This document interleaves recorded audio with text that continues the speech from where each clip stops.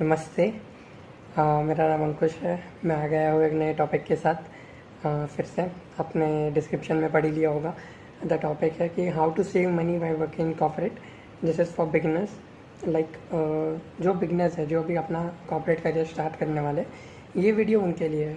और अभी the target audience is the people और the students who are starting their career with the salary bracket of something between 20,000 to 35,000।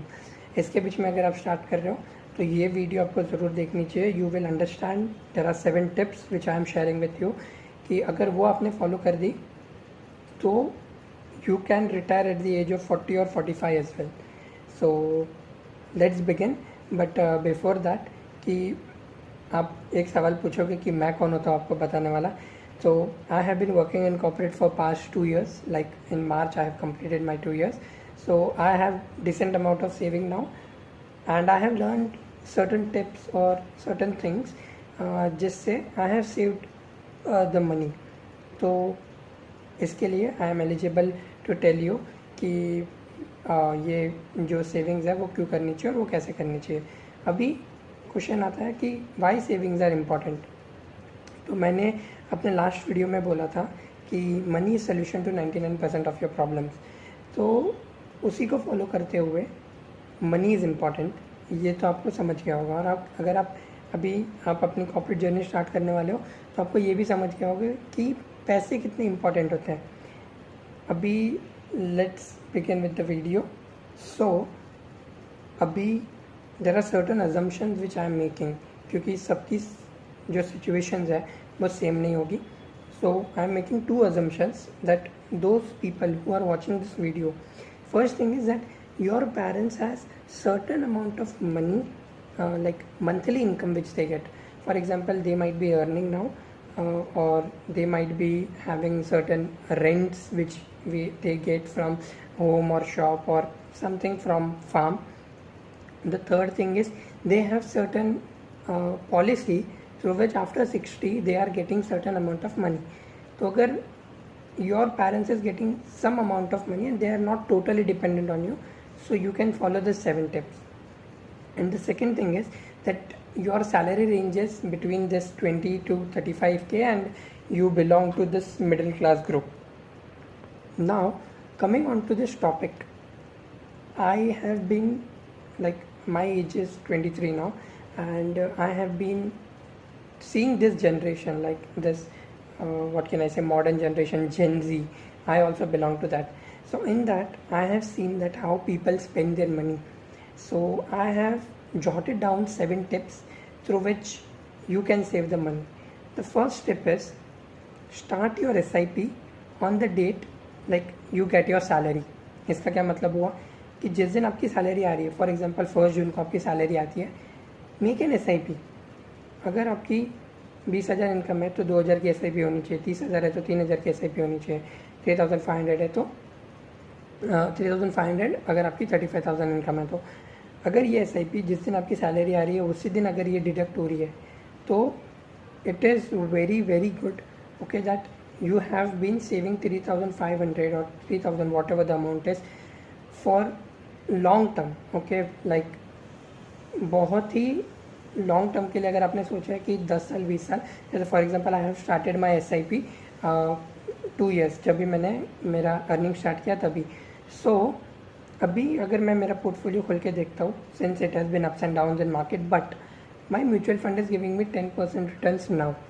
अगर मैं अभी मेरा म्यूचुअल फंड खोल के देखूँ तो मुझे 10% रिटर्न दे रहा है। That means mutual fund works, okay, it is working for me, it will work for you as well. Second thing is don't take EMI for your phone, car, bike, or if you are below 25 for home also, don't take your EMIs now. Don't burden yourself with EMIs. This EMIs ना, अगर आपने EMI लिया है तो वो आपको रोकेगा to start something new. अगर आपका EMI है, ठीक है, तो you will think कि अरे अभी तो EMI है, अभी जॉब कर लेता हूँ, जब EMI ख़त्म होएगा तभी I will quit my job. But there is one thing, वो जो पॉइंट होता है ना, जो 25 और 30 के बीच में जो हमारा यंग ब्लड होता है, ठीक है, 30 तक जब भी हम रिस्क ले सकते हैं, वो टाइम पे अगर आपने EMI ट्रैप में फंस गए हो तो it will be very difficult for you to quit your job and finish this off, like कि अरे अब मुझे जॉब छोड़ना है, मुझे ये बिज़नेस करना है, फिर मुझे टीचिंग लाइन में जाना है, या फिर मुझे टू बी ऑनेस्ट MBA करना है, या फिर कुछ you won't be able to do that. EMI trap में लोग बहुत फंसे हैं, मैंने देखा है। People have taken EMI for iPhone, literally iPhone. मतलब मेरा थर्ड पॉइंट उसी के रिलेटेड है कि you should not go for fancy things. For example, people take this fancy clothes, fancy shoes, or so-called fancy phones. I have this phone for past 4 years and it is working good. I have been recording these videos from my phone only. So please don't go for fancy things. Okay, after a certain age you can go for fancy things, like you have that saving or you want that thing. Okay, but don't go at this age. Okay, हाँ, अगर आपके पास बाप का पैसा है तो बहुत बढ़िया है, ठीक है, you can go for fancy everything. But अगर आप खुद से अर्न कर रहे हो, खुद से कुछ करना चाहते हो, खुद का एम्पायर बिल्ड करना चाहते हो, don't go for fancy things now. Instead of that I will tell you there should be a budget. Like for clothes I have a budget per year, for example 5000। उस 5000 में I will go to DMart, I will take 2-3 t-shirts, I will take 2-3 jeans, I will take some formals or something, and in that, okay, I can take shoes as well, like 500-600k.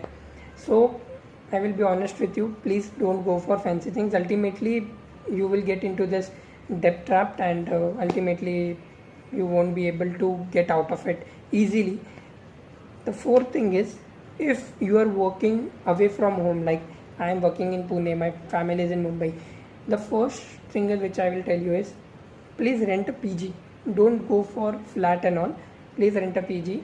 There are certain benefits, like you don't have to pay for Wi-Fi, you don't have to pay for light bill, water bill, and electricity bill or whatsoever. You don't have to pay. There will be a certain amount in which all things are included.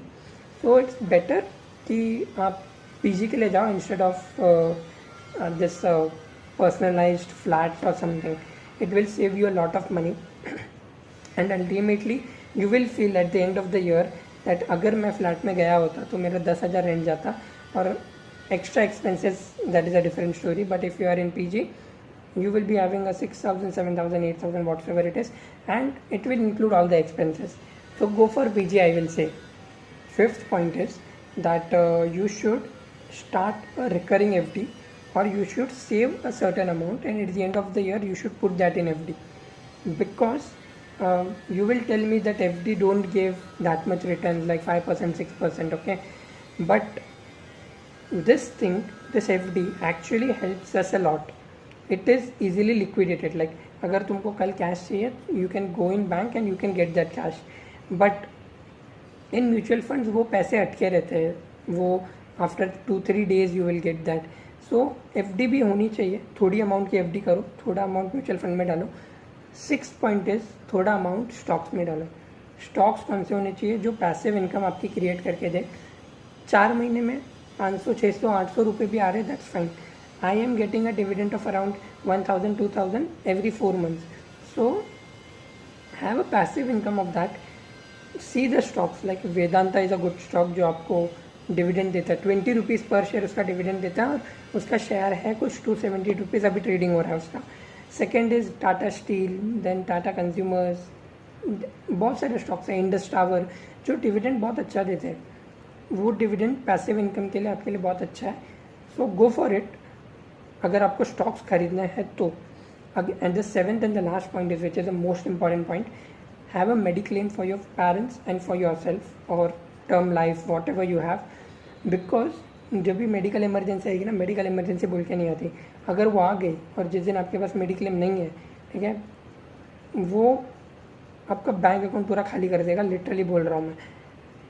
वो saying है, ठीक है, मैंने बहुत लोगों ने बोला है ये चीज़, जो मैंने सुनी है, जो लोग मुझे एडवाइस करते थे ना, उन्होंने बोला है कि अंकुश हम लोग ना मिडिल क्लास से हैं, और हम लोग सिर्फ एक मेडिकल इमरजेंसी दूर है गरीब होने से। So please have this medical insurance and term life insurance for your parents or for yourself, to be precise. अगर आपको कुछ हो गया और आपके पेरेंट्स आप पे डिपेंडेंट है, ठीक है, they will like वो कुछ नहीं कर पाएंगे वो टाइम पे। अगर आपका टर्म लाइफ है at least they will get 50 lakh और 1 करोड़, जिससे वो शायद वो पैसे आपकी ज़िंदगी रिप्लेस नहीं कर सकते, but at least they can like start a life, they will have a life. Okay, they don't have to think कि अरे पैसे नहीं है तो किधर जाए क्या करे। So please have this 7 points in mind. Okay, कौन से? First thing is start your SIP on your salary date. Second, don't take EMI for car or bike or flats. Third thing is no fancy things. Say no to fancy things. There should be a slogan for you. Say no to fancy things. Fourth thing is if you are staying away from home, please rent a PG instead of flat. That will be a cost saving for you. Sixth thing is like you should start in recurring FD. Okay, for like it will be easily liquidated. इसके लिए बोल रहा हूँ मैं. Seventh thing is go for stable stocks which give you dividend. And last thing is have your medical insurance or term life insurance in place. If you are following all these things, okay, I can bet my life that you can easily retire at the age of 40 or 45 with a good chunk of money in hand. And at that time, if you want to start something new or you want to buy some property, you can definitely rent it out or you can buy it out. There should be no issues in that. So with this, Ankush Pataria signing off. अगर आपको अच्छी लगी है video तो like करो, share करो, subscribe करो, share करो लोगों के साथ जो आपको लगता है कि जिन्होंने अभी स्टार्ट की है सेविंग्स और उनको ये सब चीज़ें फॉलो करनी चाहिए।